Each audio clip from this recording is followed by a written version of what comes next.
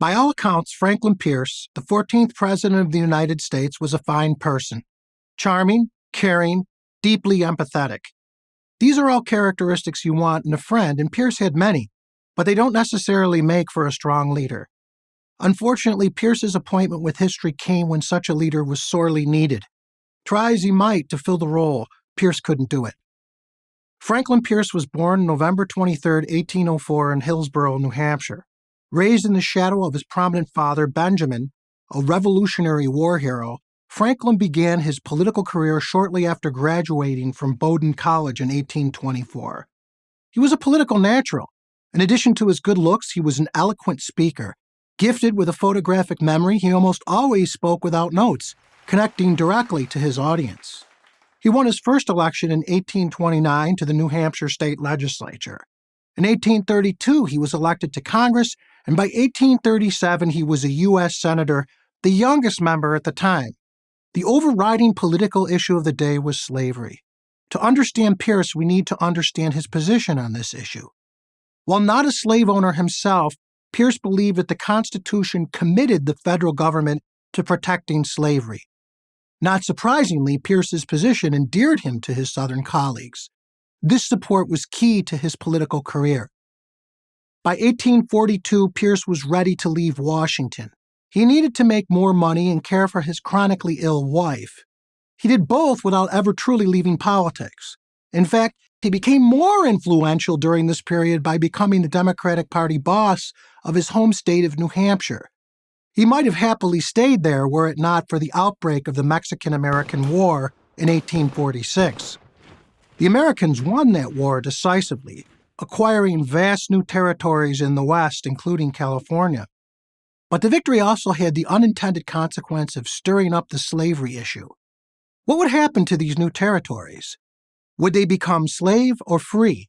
After fierce debates, the Compromise of 1850 resolved the issue, or so it seemed.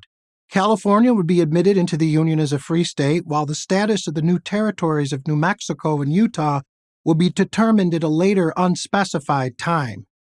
And that's where things stood when Franklin Pierce, through an improbable series of circumstances, became America's 14th president. When the Democratic Convention opened in June 1852 in Baltimore, Pierce was not even a dark horse candidate. He wasn't a horse at all. But when the convention repeatedly deadlocked between Michigan Senator Lewis Cass, former Secretary of State James Buchanan, and Illinois Senator and the mastermind of the Compromise of 1850, Stephen Douglas, Pierce saw his chance. On the convention's 49th ballot, Pierce emerged as the compromise candidate everyone North and South could get behind. With the opposition party, the Whigs, hopelessly divided between their own Northern and Southern wings, Pierce easily took the White House. Pierce's goal for his presidency was to do everything he could to keep the Democratic Party united and the country calm. As modest as this sounds, this proved very difficult to achieve. To keep his party united, he appointed Northerners and Southerners to key government posts. Jefferson Davis of Mississippi, for example, was his Secretary of War, and Caleb Cushing, a Massachusetts moderate, was his Attorney General. To keep the country calm, Pierce strongly endorsed the 1850 Compromise. And then one Sunday in January 1854, it all began to unravel. Stephen Douglas showed up at the White House with a new idea he promised would resolve the slavery issue once and for all. It was deceptively simple. Let new territories, future states, determine by popular vote, Douglas called this popular sovereignty, whether they would be slave or free. This principle became the core of the KansasNebraska Act, perhaps the most disastrous piece of legislation in American history. It repealed the Missouri Compromise of 1820 that had banned slavery above latitude 3630, thereby opening up the rest of the Louisiana Territory to slavery. And it shattered the tenuous peace achieved by the 1850 Compromise. Almost immediately, anger, often violent, exploded across Kansas, across Congress, and across the nation as both sides, free and slave, battled to control that state's destiny.